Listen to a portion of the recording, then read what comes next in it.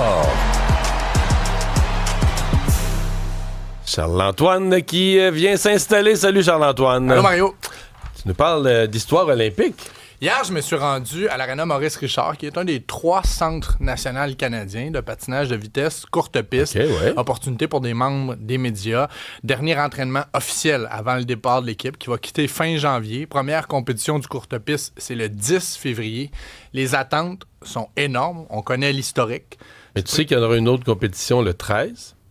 Tu vas être là. Et j'y serai. Voilà. Mais Pas celle du 10, je vais être encore ici. Là. Je travaille cette semaine-là. Mais je suis content que tu assistes aux courtes pistes. Parce que c'est hautement C'est spectaculaire. la première, quand on va arriver, Marie-Claude et moi, la première journée, première compétition qu'on va voir, c'est du courte piste. Moi, je pense que vous allez être ravis. Justement, pour te préparer, je t'ai sorti une photo de moi hier en lycra. Regarde, tu peux... J'ai eu la chance. Oui, tu l'as essayé pour vrai? Oui, ben c'était ça. C'était une double aventure. On parlait aux différents athlètes, à l'entraîneur Marc Gagnon.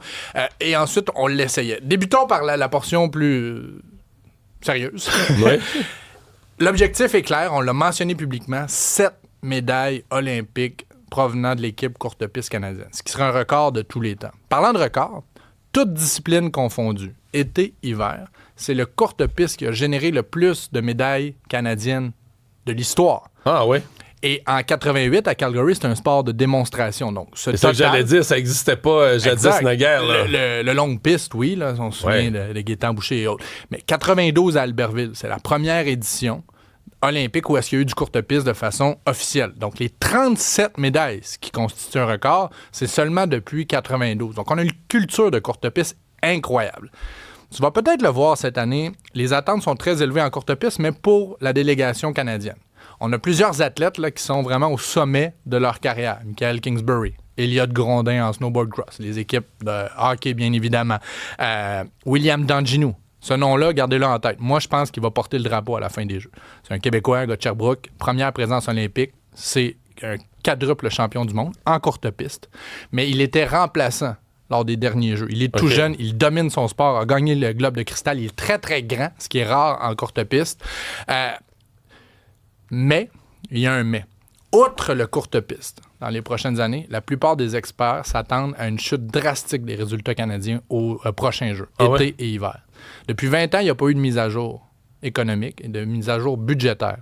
Le COC, le Comité olympique canadien, demande de l'argent puisqu'on voit... C'est Stephen Harper qui avait donné un grand coup, voyait venir les Jeux de Vancouver, il disait la fierté du pays, le sport c'est important. Tu te souviens du programme Own the Podium, Exactement. À nous le podium, ça avait fonctionné parce que c'est souvent le cas. À Londres, les Anglais ont gagné les Jeux. En Chine, les Chinois ont gagné les Jeux. Et à Vancouver, on avait gagné les Jeux.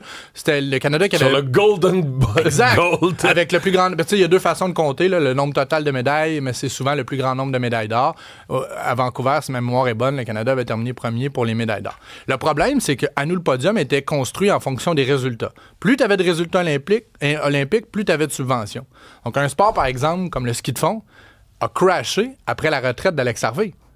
Parce que les résultats étaient dépendants d'un seul gars. En même temps, si tu veux avoir un autre Alex Harvey, dans quelques années, il faut que tu investisses. Et justement, le patinage courte piste a réussi. On a des commanditaires, on a des bons résultats depuis longtemps. Là, cette culture, elle date depuis une trentaine d'années. D'ailleurs, souvenez-vous des années Marc Gagnon.